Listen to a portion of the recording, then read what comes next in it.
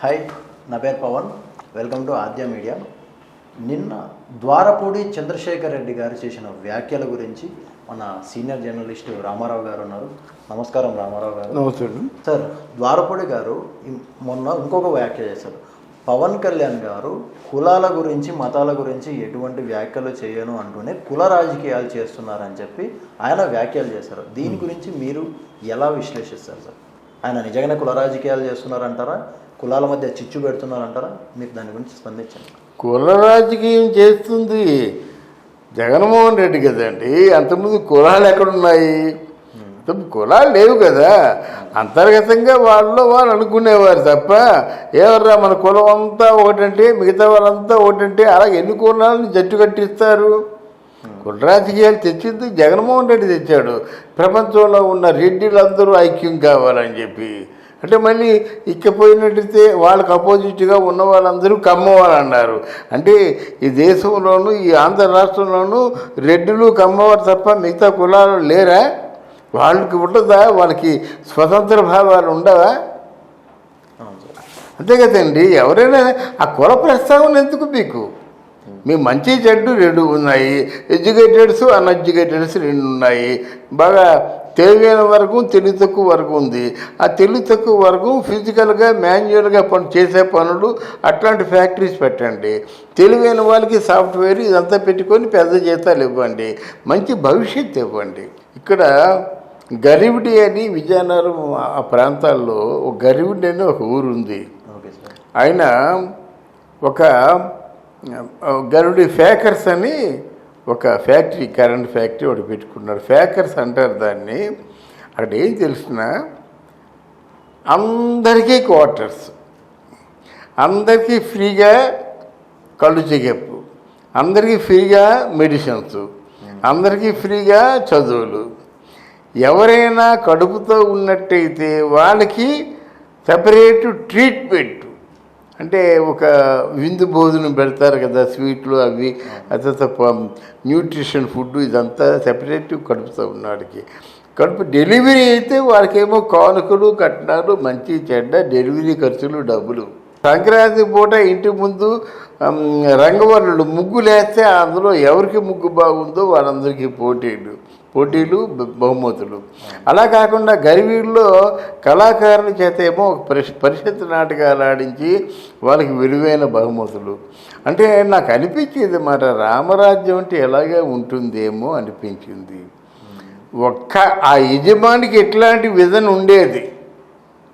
ఆ యజమాని వలన గరివిడి ఒక 15-20 సంవత్సరాలు రామరాజ్యంలా వెలిగింది. అంటే మనసులో కోరిక మీకుండి పరిపాలన సాగించాలి, కానీ మీరేం తలుచుకుంటే అది అవుతుందండి. అదే కదా ఆ రోజు జవహర్లాల్ నెహ్రూ నవంబర్ 14 పిల్లల పుట్టినరోజు, పిల్లలకేమో చిల్డ్రన్స్ డే అని పెట్టి, పిల్లల రోజు అని పెట్టి, అది చెప్పట్టే కదా. గాంధీ మహాత్ముడు ఆగస్టు 15 స్వాతంత్రం వచ్చిన రోజు తప్పకుండా సెలవులు ఇవ్వాలి అని చెప్పట్టే కదా. నవంబర్ 1 ఆంధ్ర రాష్ట్ర అవతరణం చెప్పారు వాళ్ళు, చెప్పట్టే కదా. లేకపోతే ఏముంటుంది ఇప్పుడు? ఏమీ లేదు. గనక ఒక పరిపాలన, ఒక దక్షుడు ఏం చేస్తారంటే ఏ విధంగా పిల్లలకి మేలు చేస్తున్నాం, ఏ విధంగా పెద్దవాళ్ళకి మేలు చేస్తున్నాం, వాళ్ళ జీవనాధారాన్ని ఎలా కల్పిస్తున్నాము, ఎలాగ వారికి ప్రోత్సాహకాలు అందిస్తున్నాము. ఎవరి రాయితీలు గీతీలు ఈ తాయిలాలు తీసి పక్కన పారేయండి. వాళ్ళు కష్టపడి పనిచేసి ఇప్పుడు ఒక అనకూడదు కానీ 10,000 రూపాయలు తెచ్చుకోవడం మహా కష్టమవుతున్న రోజుల్లో సాఫ్ట్వేర్లో చిన్న పిల్లలు బ్యాక్ పాకెట్లో 30,000 40,000 పెట్టుకుని వస్తే మాకు ఎంత ఆనందంగా ఉండేదో. మేము 10,000 తెచ్చుకోవాలంటే నెంబర్ 1 చేసాం మాట. 10,000 అంటే 5 ఫిగర్స్ శాలరీ, అంటే 5 ఫిగర్స్ శాలరీ అనేవారన్నమాట. అందువలన ఆ 10,000 తెచ్చుకోవాలంటే మహా కష్టమైన రోజుల్లో తెచ్చుకుంటున్నారు కదా. ఇక్కడ ఏమిటంటే ఆ తాలూకు కుల ప్రస్తావన తీసుకొచ్చి కులాల్ని సంకరం చేసింది మన జగన్మోహన్ రెడ్డి గారు. ఆ పవన్ కళ్యాణ్ ఏముంది? పవన్ కళ్యాణ్ కుల ప్రస్తావన వచ్చినట్టయితే ముందు ఆయన అంతకుముందు దాసరి నారాయణరావు గారు కులస్తులందరినీ పిలిపించి అశోక హోటల్లో మీటింగ్ పెట్టాడు. అలా కొంతమంది ముద్రగడ పద్మనాభం ఎన్నిసార్లు కులాన్ని వాడుకుని వదిలేశాడో ఆయనకే తెలుసు. ఈయన కూడా ముందు కులంతో మీటింగ్ పెట్టి ఆయనకున్న గ్రామర్కి మీరు అందరూ కాపాడండి అయ్యా, మరి నేను మీ కులాస్తుల్ని నన్ను ఏం చేస్తారో, నీళ్ళల్లో ముంచుతారో పాలల్లో ముంచుతారో అన్న దండం పెట్టుకొని మొదలు పెట్టేవాడు కదా. ఏ కులస్తుల్ని ఎవరిని పట్టుకోలేదు. నిజంగా కులం అంటే ఆయనకి కులాలు ఉండాలా, ఇంకా మనం దిగజారిపోతున్నామా? ఇప్పుడు సపోజు ఆయన సామాజిక వర్గాన్ని ప్రేమించాడండి, ఇంకో ఆయనకంటే తక్కువ సామాజిక వర్గం వాళ్ళకి అది ఎలా ఉంటుందండి? చూసావా, వాళ్ళ కులస్తుల్ని ప్రత్యేకంగా చూశాడు. అసలు కులాలు ఏంటండి, మంచి చెడు రెండే ఉన్నాయి నా దృష్టిలో. ఎవరైతే ఏమిటి, మీరు ఎవరైతే నాకేమి, నేనెవరైతే మీకేమి, ఆకలేస్తుంది రా బ్రదర్ మన ఇద్దరు కలిసి తిందామంటే దాన్ని మించిన కులమే ఉంది. అంతే కదండి. ఓ పిల్లలు ఉన్నారు, పిల్లలకి ఫీజు కట్టాలి, డబ్బులు లేవు. పొరుగుడు ఉన్నాడు, పొరుగుడు ఉన్న తర్వాత ఏం చేస్తాడు, పిల్లలకి ఎంత డబ్బులు కావాలి బ్రదర్ అంటే 5,000 కావాలండి. అది 5,000 లేవు, 2,000 ఉన్నాయి, ఇదే ఇంకో 3,000 చూసుకో ఫీజు కట్టి అంటే దాని మీద ఏ కులం కూడా ఇస్తే మాత్రం డబ్బుల మీద కులం పేరు రాసి ఉంటుందండి, రాసుండదు సార్. అందువల్ల వీళ్ళు ఆ కులం పేరు చెప్పుకొని రాజకీయాలు నడపడం ద్వారంపూడికి చాలా అనర్థదాయకం. ఆయన ఇంకో వ్యాఖ్యలు ఏంటంటే, ఈయన సినిమాల్లోనే కొట్టగలడు, నిజ జీవితంలో అంత సీను లేదు. వాడు బొందండి. వీడికి ప్రపంచం తెలియక సినిమా పరిశ్రమలో ఉన్నవాళ్ళు ఎంతమంది రాజకీయాల్లో ఉంటూ సినిమాల్లోకి వచ్చారు, సినిమాల్లో ఉంటూ రాజకీయాల్లోకి వచ్చారు ఆయనకి ఏం తెలుసు? ఇక్కడ మద్రాసులో అంటే సౌత్ ఇండియా ఫిల్మ్స్ అన్నీ ఉండేవి. చాలామంది ఇప్పుడు పెరియార్ రామసాబు ఉండేవాడు, సినిమా ఇన్ఫ్లుయెన్స్ చాలా ఎక్కువ ఉంది దాని మీద. ఆయన తర్వాత అన్నాదురై ఉన్నాడు, అన్నాదురై కూడా సినిమా మాటలు కథ రాసేవాడు. అంటే ప్రజల్ని చైతన్యవంతం చేసే రచనలు చేసేవాడు ఆయన. మూడో కరుణానిధి సినిమాలో యాక్ట్ చేసేవాడు, బాగా ఉపన్యాసాలు ఇచ్చేవాడు, తర్వాత ఏమో సినిమాకి కథ మాటలు పాటలు రాసేవాడు. ఆయన పెద్ద ముఖ్యమంత్రి అయ్యాడు కదా. అన్నాదురై కూడా పెద్ద లీడర్ అయ్యాడు కదా. కరుణానిధి తర్వాత ఏమో ఎంజి రామచంద్రన్, ఆయన సినిమాలో రాజకీయాల్లో తిరిగిన వాడు ముఖ్యమంత్రి అవ్వలేదు. ఆయన తర్వాత జయ లలిత, మరి ఆయన ముఖ్యమంత్రి అవ్వలేదు, ఆవిడ ముఖ్యమంత్రి అవ్వలేదు. కానీ అన్నింటినీ ఏమంటాడు, సినిమాల్లో ఉండేవాడు, సినిమాలో అయితే ముఖ్యమంత్రి అవుతావేమో కానీ నువ్వు ముఖ్యమంత్రి కాలేవంటే కథానాయకుల్లో ఎన్టీ రామారావు ముఖ్యమంత్రి అయ్యాడు, మరి సినిమాలో అయ్యాడు, రాజకీయాల్లో కూడా అయ్యాడు కదా. నువ్వు అనుకుంటే ఎలాగవుద్దమ్మా నువ్వు? అంటే నోటుకు వచ్చినట్టు మాట్లాడేది కరెక్ట్గా. అలాగే రేపు పొద్దున్న పవన్ కళ్యాణ్ కూడా తప్పకుండా సీఎం అవుతాడు, ఇది నా అనుభవం చెప్తున్నమాట. కొడాలి నాని గారు ఈ మధ్యలో వ్యాఖ్య చేసింది ఏంటంటే, జగన్ బతుకున్నంతకాలం జగన్ గారే సీఎం అని చెప్పి ఆయన అంటున్నారు. దాని గురించి మీరేం స్పందిస్తారు? ఏమంటే భజన చేసేవాడు చాలా బాగా భజన చేయాలండి, అంటే అర్థమైందా? ఇప్పుడు ఆయనకున్న ప్రాపర్టీ మొదట్లో ఎంత, ఇప్పుడు ఎంత కొడాలి నానికి ఎలా వచ్చింది? ఇప్పుడు నువ్వు ఇచ్చిన, ఇప్పుడు నాకు ఉన్నానుకోండి, నాకు 1000 కోట్లు నాకు ఇచ్చినట్టయితే నా దృష్టిలో మీరే నాయన ఒక 1000 ఏళ్ళు చల్లగా ఉండాలంటున్నాను, నాకు ఎందుకు 1000 కోట్లు వచ్చింది ఇక్కడ. లేకపోతే జగన్మోహన్ రెడ్డికి ఈ ఎలక్షన్లు తప్పవాలని చెప్తే ఆడు ఎందుకు ఇస్తాడు? ఇప్పుడు ఎంత అచీవ్మెంట్ చేశారంటే కొడాలి నాని, నా ప్రాణ స్నేహితులు ఎవరైనా ఉన్నారంటే కొడాలి నాని అని చెప్పేంత ఎదిగిపోయాడు. మాటలు చాతుర్యం, అంటే మాటలు చాతుర్యం అలా ఉంటుందండి. అంతేగాని నాకు ప్రాణాలు ఇచ్చే స్నేహితుడు కొడాలి నాని జగన్మోహన్ రెడ్డి అన్నంత మాత్రంలో అయిపోతుందా? రేపు జగన్మోహన్ రెడ్డి పార్టీలో గెలవకపోయినట్టయితే కొడాలి నాని ఇద్దరికి వస్తాడా? మళ్ళీ తెలుగుదేశానికి వెళ్ళడు, మళ్ళీ ఎన్టీఆర్ పడుకోడు. అందువల్ల ఇది తప్పు లేదంటాను, కానీ మాట తోకూడదు అంటాడు. తప్పు వీళ్ళు ఏదో పార్టీకి వెళ్ళి ఇప్పుడు వాడకాలు, అప్పుడు చంద్రబాబు ఎవరు మన హరికృష్ణ గారు పట్టుకున్నావు, తారక్ గారు పట్టుకున్నావు, ఎమ్మెల్యే సీటు వచ్చింది.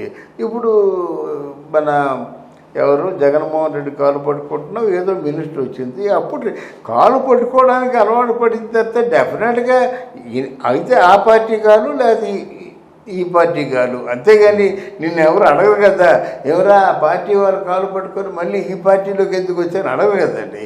ఇప్పుడు ఒకసారి రెండుసార్లు తిడతారు, అరే రాజకీయాల్లో శాశ్వత మిత్రులు ఉండరు, శాశ్వత శత్రువులు ఉండరు అని భగవద్గీతలో వాక్యం చెప్తారు. అంటే రాజకీయాల్లో శాశ్వత మిత్రులు ఉండరు, వాళ్ళ రాజకీయ లబ్ధి కోసం కలిసిపోతారు, రాజకీయ లబ్ధి కోసం విడిపోతారు. అదే మాట ఆన్సర్ చెప్తారు, అంతే కదా. అందువల్ల ఈ గొడాయిలు దాని మాటలు అసలు ఉత్సవం నీచం నేను మాట్లాడండి. ఎందుకంటే మాట్లాడితే ఒక పద్ధతి ఉండాలి కదా. వాడిని ఎదవంటాడు, ఈడు ఫోన్ అంటాడు, ఆడి ఇంకేదో లంప్ కొడుకు అంటాడు, ఇంకొకటేమో డాష్ కొడుకు అంటాడు. ఏమిటండి రాజకీయాల్లో ఇదండి. చదువు సంఖ్యలు లేని వాళ్ళు రాజకీయాల్లో వస్తే ఇలాంటి మాటలే మాట్లాడతారు. కానీ వాళ్ళకి బుద్ధి చెప్పే రోజు తొందరలో ఉంది, బుద్ధి చెప్తారండి. బట్ ఏది ఏమైనప్పుడు కూడా డెఫినెట్గా మనకి పవన్ కళ్యాణ్ చంద్రబాబు నాయుడు తప్పకుండా కలిస్తే బాగుంటుంది, కలిసి విజయాన్ని సాధిస్తారని నాకున్న నమ్మకం. సార్, పవన్ కళ్యాణ్ చంద్రబాబు నాయుడు గారు అసలు పొత్తు పెట్టుకుంటారా? అసలు ఏం జరగబోతుంది? ఈ మధ్య కాలంలో మరి రోడ్ షో అని చెప్పి, వారాహి యాత్ర అని చెప్పి పవన్ కళ్యాణ్ గారు సపరేట్ అవుతున్నారా? ఆ రూటింగ్ అంతా మీరు ఏమనుకుంటున్నారు దాని గురించి? వాళ్ళు కలుస్తారా? కొత్త బ్యాడేనండి. నాకు చెప్పేది ఏంటంటే వాళ్ళ మధ్య ఖచ్చితమైన అవగాహన ఉండాలి. ఒకటి వాళ్ళ మధ్య కాదు, ఓట్లు వేసే ప్రజల మధ్య కూడా ఖచ్చితమైన అవగాహన ఉండాలి. వీళ్ళు ఏం చేస్తున్నారు తెచ్చిన మైండ్ గేమ్ ఆడేస్తున్నప్పుడే ద్వారంపూడి చంద్రశేఖర్ ఏమంటున్నాడు, రే బాబు నీకు ఆ చంద్రబాబు నాయుడు వల్ల ప్రాణాపాయం ఉందని చెప్తున్నాడు. ఇక్కడ ఏం చెప్తాడు, రే బాబు ఆ పవన్ కళ్యాణ్ జనసేన వల్ల నీకు ప్రాణాపాయం ఉంది, నువ్వు కాకపోతే నీ కొడుకు చచ్చిపోతానని చెప్తారు. ఈ రాజకీయాలు ఏదేనే మనకి ఎలా ఉంటుంది? ప్రాణాపాయం ఉందంటే మనం ఇంకేదైతే మనం నమ్మం, కానీ ప్రాణాపాయం అంటే కొంచెం ఆలోచిస్తాం కదా, సెక్యూరిటీ పెంచుకుంటాం, జాగ్రత్తగా ఉంటాం కదా, ఒక కన్నేసి ఇస్తాం కదా. అయిపోయింది, అప్పుడు స్టార్ట్ అయిపోయింది కదా. ఇప్పుడు చంద్రబాబు నాయుడు వల్ల పవన్ కళ్యాణ్కి ప్రాణాపాయం ఉందన్నాడు, బాంబు పడేశాడు. అలాగే పవన్ కళ్యాణ్ జనసేన వల్ల ఇద్దరికి ప్రాణాపాయం ఉందని అక్కడో బాంబు పడేస్తాడు.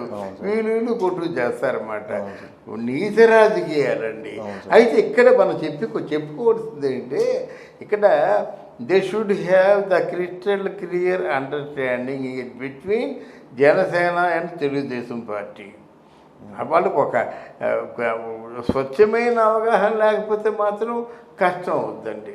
ఇప్పుడు వీరిద్దరూ ఉన్నారా, ప్రజాస్వామ్య పరిరక్షణ కోసం ఇద్దరూ కలుస్తున్నారా, ఇద్దరూ కలిసి ప్రజల్ని రక్షించడం కోసమే కలుస్తున్నారు, స్వార్థానికి తావియ్యరు, సెంట్రల్ నుంచి నిధులు తీసుకొస్తారు, మొత్తం మనం అనుకున్న మన కళ్ళన్నీ నెరవేరుస్తారు అనేటువంటి భరోసా ఇద్దరూ కలిసి ఇవ్వగలిగితే అప్పుడు ఆలోచించుకుంటారండి.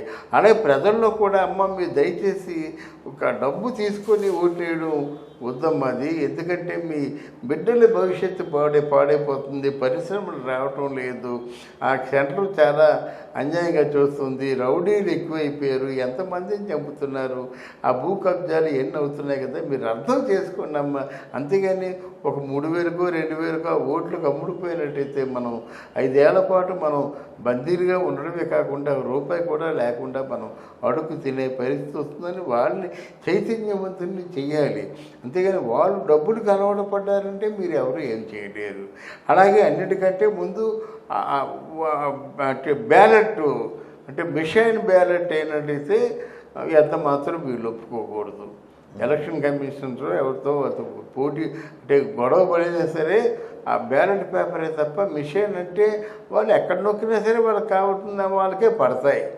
ఇది కదా వాడుకలో ఉన్నది. దానికి అంటే దానికి కూడా వాళ్ళు ఒప్పుకోకుండా ఉన్నట్టయితే ఏదైనా అనుకున్నది వాళ్ళు సాధించగలుగుతారు. లేకపోతే ఎన్ని సులుబాట్లు, మైండ్ గేము, మానసికంగా అందరినీ గాయపరచడం, వారి మీద డబ్బులు జల్లేసి వాళ్ళు మత్తులో పడేయడం, ఓట్లు వేయించుకోవడం, చివరికి వాళ్ళు గెలవడం, వీరు సన్నాసుల్లా మిగిలిపోవడం, ఇదే జరుగుతుంది. Thank you sir. Thank you very much.